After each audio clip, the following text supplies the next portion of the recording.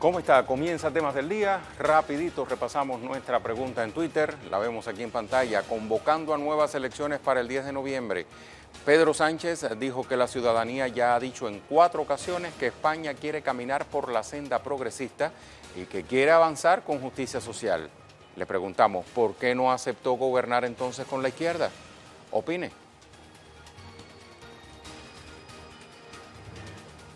Se escuchan nuevas reacciones tras la activación del Tratado Interamericano de Asistencia Recíproca contra Venezuela en la OEA. El ministro de Defensa del país suramericano alertó que la medida busca romper el hilo constitucional en la nación. Le vamos a ampliar en nuestro primer tema del día. La Fuerza Armada Nacional Bolivariana rechaza categóricamente la espuria e írrita activación del Tratado Interamericano de Asistencia Recíproca, TIAR, por parte de la Organización de Estados Americanos, en contra de Venezuela. Provocación irracional mediante la cual se pretende legalizar una intervención militar cuyo propósito es derrocar al gobierno legítimo del ciudadano Nicolás Maduro Moros, presidente constitucional de la República Bolivariana de Venezuela, nuestro comandante en jefe.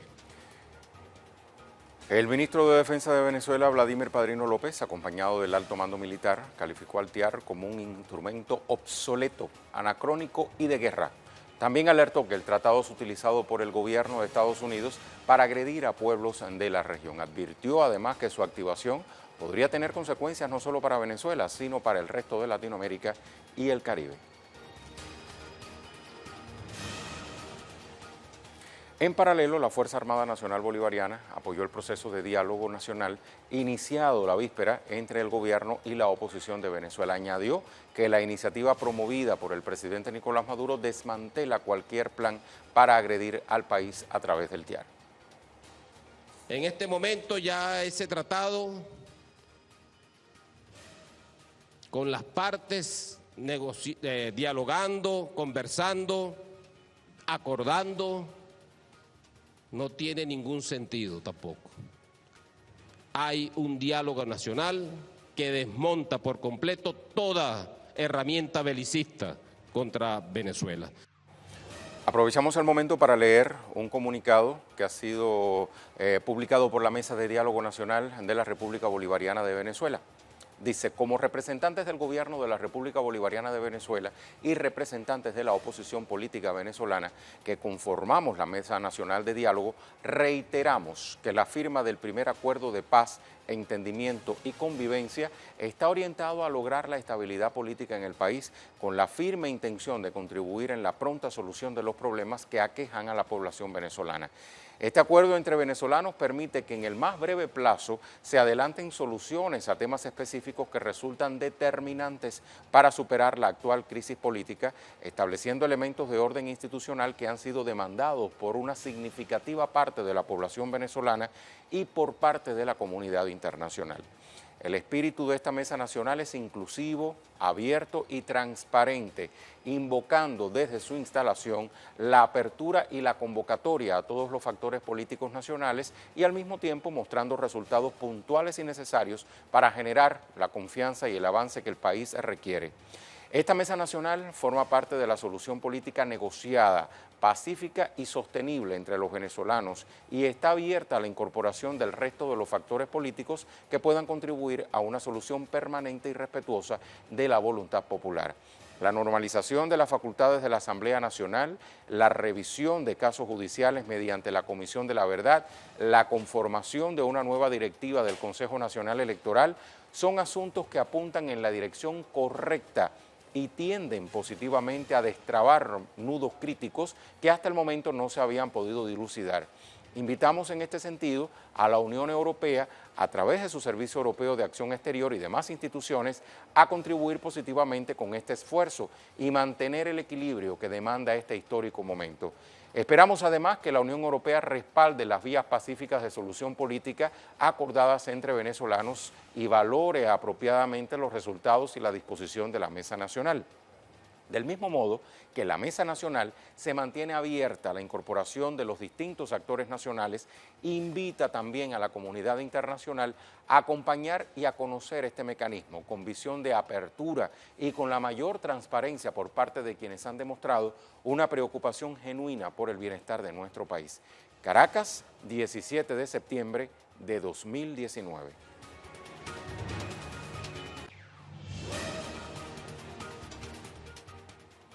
Leonel Retamal, nuestro corresponsal en Caracas, nos tiene mucha más información. ¿Cómo estás, Leonel?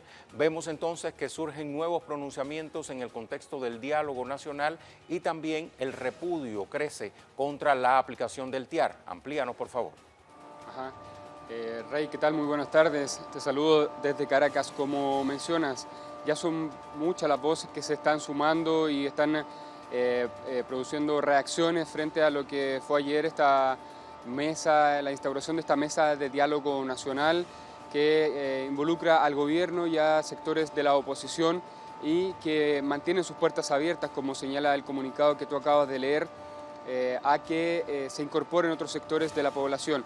Ya lo hizo hoy día la Fuerza Armada Nacional Bolivariana a través del ministro de la Defensa, quienes saludaron la instauración de esta mesa y, como escuchábamos en una de las declaraciones que antecedían, esta instauración del diálogo y de la negociación, como lo lee la Fuerza Armada Nacional Bolivariana, hace totalmente incompatible la aplicación o que continúe su camino la activación del Tratado Interamericano de Asistencia Recíproca.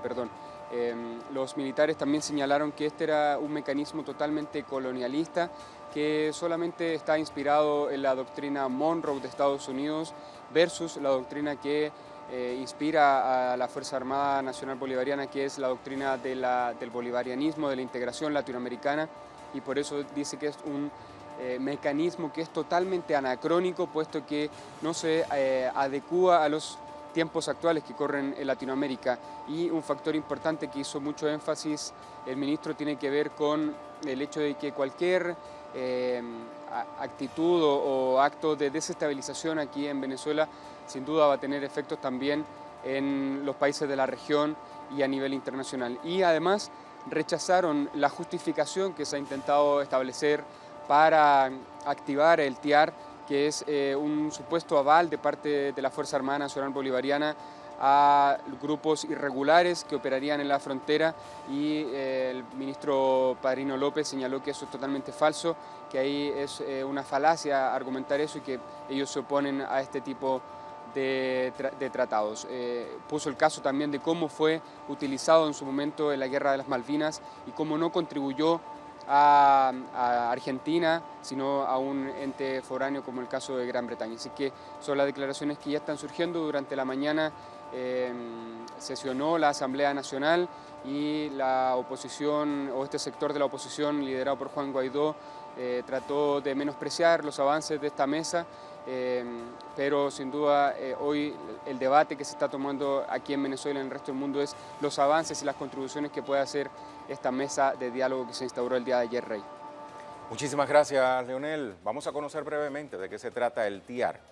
Ampliamos la información. El mecanismo del Tratado Interamericano de Asistencia Recíproca es un convenio suscrito en la ciudad de Río de Janeiro en septiembre del 47 para promover la defensa mutua entre las naciones que conforman la Organización de los Estados Americanos, OEA. Bajo este tratado, los países miembros de la OEA pueden tomar medidas de diverso tipo que van desde la ruptura de relaciones diplomáticas hasta el empleo de la Fuerza Armada contra otro país. Venezuela ingresó en el TIAR en 1948 durante la administración de Rómulo Gallegos, pero en 2013 se retiró del tratado por indicaciones del comandante Hugo Chávez, decisión que también fue tomada por los gobiernos de Bolivia, Ecuador y Nicaragua, integrantes de la Alianza Bolivariana para los Pueblos de Nuestra América ALBA, al igual que Venezuela.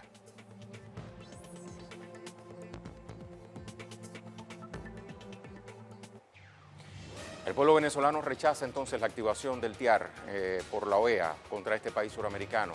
En Twitter, por ejemplo, Saúl David comenta: rechazamos todas las medidas que Estados Unidos tome contra Venezuela para justificar una invasión. El TIAR busca agredir nuestra soberanía venezolana. Diálogo por la paz. Quijote 2092 escribe: la activación del TIAR contra Venezuela es una muestra más de la desesperación por derrotar el gobierno legítimo de Nicolás Maduro. Ellos saben que por las buenas no podrán contra el pueblo de Venezuela, por eso acuden a esas maniobras sucias, al bloqueo, pero fracasarán. Juan Díaz indica: una vez más nuestro pueblo rechaza enérgicamente la nueva patraña del imperio y su camarilla al querer imponer y poner en vigor el TIAR contra Venezuela. Manos fuera de Venezuela, no más Trump.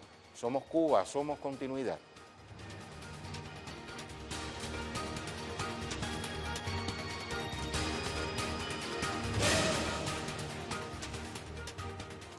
Aquí está la pregunta del día. Convocando a nuevas elecciones para el 10 de noviembre, Pedro Sánchez dijo que la ciudadanía ya ha dicho en 4 ocasiones que España quiere caminar por la senda progresista y que quiere avanzar con justicia social.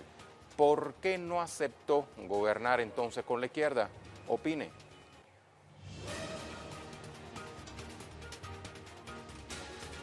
Nuestra imagen del día de hoy nos lleva a China. La imagen aérea nos muestra una vía donde se descarriló un tren de pasajeros en Hong Kong. El hecho dejó 3 heridos en la estación de Hun Hom. Con esa imagen nos vamos a la pausa.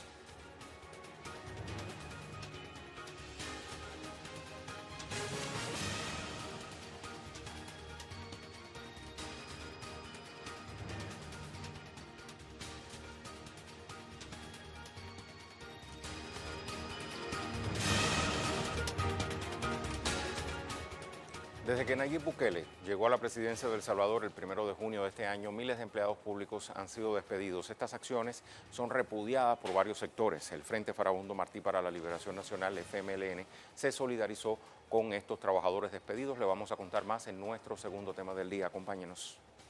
Tiene que ver los despidos de tanto joven, siendo este gobierno que se vendió como el gobierno que iba a generar más oportunidades para los jóvenes. ¿Qué tiene que ver con el despido de un buen porcentaje de jóvenes en estas más de 3.000 familias que están siendo afectadas? Yo pregunto, ¿qué tiene que ver con los cargos de confianza? Ustedes saben que los cargos de confianza en un Estado, en un gobierno, son cargos excepcionales, que cada vez que se inicia o se termina un periodo, prácticamente esos cargos cesan. Pero estamos hablando que no representa más allá del 0,0.23%. Vamos con Ernesto Ábalos para que nos dé pormenores. ¿Cómo estás, Ernesto? Ante esta situación, ¿qué piensan hacer los miles de trabajadores despedidos y qué acciones prevé tomar la oposición política? Por ejemplo, escuchábamos al representante del FMLN. Adelante. ¿Qué tal, Rey? Saludos para ti y para nuestra audiencia. Efectivamente, una situación muy triste para los trabajadores despedidos. Hemos podido conversar con algunos de ellos y evidentemente ya después de tener algunos hasta 30 años de servicio, ven muy difícil volver a trabajar por cuestiones de edad. El FMLN se ha solidarizado con estos trabajadores despedidos y dice que acompañará a estos miembros que así lo soliciten al partido de izquierda para poner denuncias tanto en la Fiscalía General de la República como en la Procuraduría General de la República también. Además, los trabajadores se han hecho presente a las instalaciones de la Procuraduría de Derechos Humanos para pedir también al procurador en turno que ayude con esta situación difícil que viven alrededor de 3.000 trabajadores que han sido despedidos, como tú bien lo dijiste, desde que tomó posesión el pasado 1 de junio el presidente Nayib Bukele. También la Asociación de Periodistas de El Salvador, APES, se ha unido a este reciente despido de al menos 36 periodistas, comunicadores que trabajaban y laboraban en la televisión nacional y en la radio nacional. Se espera una situación difícil en los próximos días, ya que muchos manifiestan que al final de mes, cuando se pagan a estos empleados públicos, pueden continuar los despidos, y otros van mucho más allá. En diciembre, el último día de diciembre, finalizan los contratos anuales, porque así lo estipula las leyes laborales para los empleados públicos, y será allí cuando se espera despidos masivos de estos empleados públicos o estos empleados estatales. Rey. Gracias, Ernesto. Bueno, usted recordará que algo muy similar ocurrió en la Argentina de Macri cuando recién asumió el actual jefe de la Casa Rosada. Ahí le dejo la reflexión. Mientras le cuento que entre los miles de desempleados en El Salvador se encuentran, como bien planteaba mi compañero, periodistas de televisión y radio. Por ejemplo, Venancio Ramírez es uno de ellos. Vamos a escuchar su testimonio. De Radio Nacional fuimos despedidos 10 y de Canal 10, 26, pero se está hablando que todavía después del pago de este mes, pues van a haber más despidos y a final de año, pues el palo se va a mover, como decimos en el calor popular, el árbol se va a mover más fuerte, es decir, van a haber más despidos. Ante esta terrible situación de despidos irregulares, la Asociación de Periodistas de El Salvador, tal como también decía nuestro compañero Ernesto Ábalos, la APES intervino para defender los derechos laborales de sus agremiados. Y tememos que lejos de que este gobierno tenga una estrategia para fortalecer a los medios gubernamentales que deberían apostar a un sistema de medios públicos, empiecen a despedir personas para tener al mínimo estos medios de comunicación y empezar a potenciar a medios privados, que esperaría que ese no fuera el caso. Usuarios en Twitter rechazaron estos despidos masivos por parte del gobierno de Bukele. Vamos a revisar, por ejemplo, que dice Lourdes. No podemos ser indiferentes a la ola de despidos arbitrarios por parte de este gobierno que ya afecta a más de 3.000 familias. 3.000 familias es un hashtag que ha estado posicionado. Estas familias han quedado sin sustento económico básico para tener vida digna. Acompañaremos la lucha legítima de la clase trabajadora en defensa de sus derechos. Otro más. El de Daniel dice, el FMLN es el único instrumento del pueblo que ha trabajado por el pueblo. Es una lástima que Bukele actúe con caprichos y rencor y condene a la gente solo por pertenecer a un partido político que no es el suyo. Por último, este de Mari, dice, puro revanchismo de Bukele mentiroso, dice ella. No respeta las leyes, mucho menos los derechos laborales de los trabajadores. 3.000 familias despedidas y sin tener cómo llevar el alimento a sus hijos.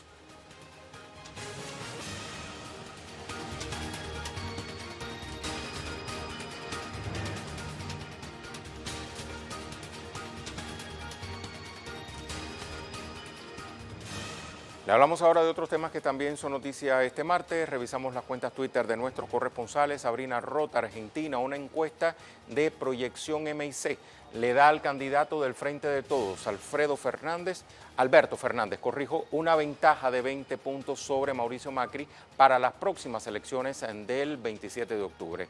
Con 45% o más de 10 puntos de diferencia, se gana en primera vuelta. Vamos a otra, Brasil, Nacho Lemos. El Consejo Nacional de Derechos Humanos escuchó a Lula en prisión para conformar un informe por denuncias de selectividad, discriminación, violación de derechos humanos y principios constitucionales de Lava Jato, con base en los mensajes filtrados que reveló The Intercept. Otra más, Perú, Verónica Insausti. Miles de campesinos acatan el paro macro regional en el sur de Perú bajo el lema Agro sí, mina no. Exigen al Estado implementar políticas públicas que garanticen la soberanía alimentaria del país andino.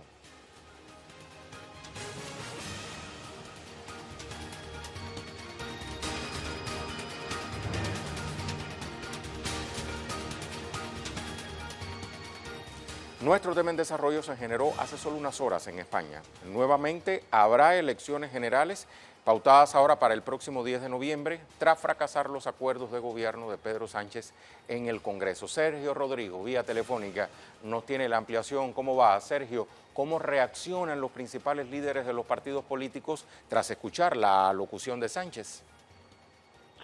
Muy buenas noches. Bueno, pues efectivamente eran poco más de las 9 de la noche cuando el presidente en funciones, Pedro Sánchez, comparecía en el Palacio de la Moncloa para anunciar nuevas elecciones en España. Serán el próximo 10 de noviembre, será con una campaña reducida de tan solo 7 días y donde de momento habrá que esperar porque el fracaso de los partidos políticos en el Parlamento sin mayorías absolutas vuelve a plantear unos nuevos comicios electorales y donde los partidos políticos de momento ya han hecho sus primeras reacciones a través de las redes sociales.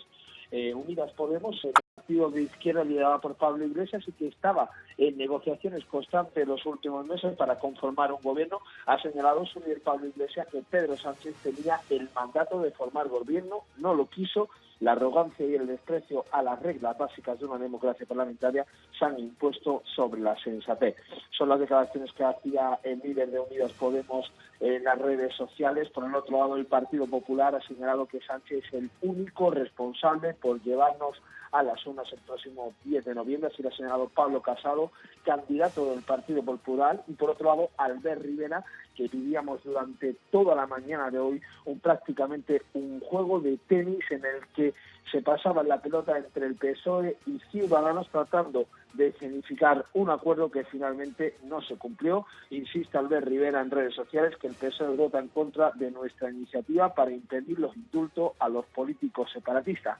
Una lucha aún marcada en estos últimos días que parecía y que ya olía campaña electoral. Finalmente, tras las mesas de negociaciones y tras la convocatoria del jefe del Estado, el monarca español Felipe de Borbón, finalmente ha concluido señalando de que no había candidato a la investidura y, como digo, pasadas las 9 de la noche, Pedro Sánchez convocaba de nuevo unas nuevas elecciones generales para el próximo 10 de noviembre en España. Muchísimas gracias, Sergio, y disculpa que te hayamos levantado a esta hora. Gracias por la colaboración. Vamos entonces a repasar nuestra pregunta en Twitter. ¿Tenemos respuesta?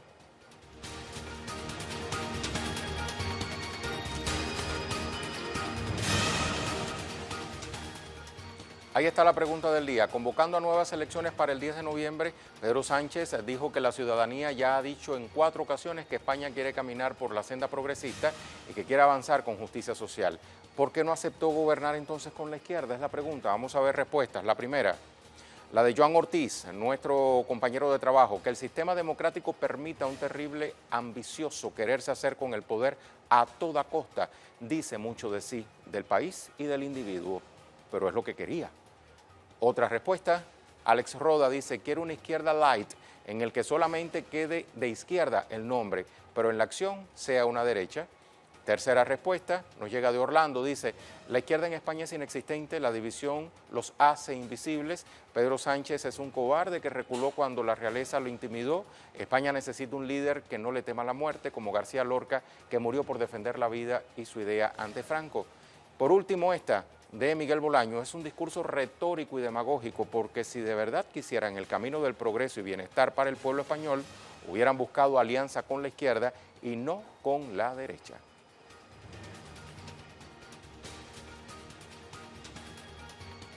Gracias a todos por participar. Lo vamos a dejar con el vídeo web del día, producciones audiovisuales que puede conseguir compiladas en la cuenta en Facebook de Telesur. Hoy le mostramos un videodato que muestra cómo Costa de Marfil ha dado un salto en la telemedicina para transformar la asistencia sanitaria de ese país.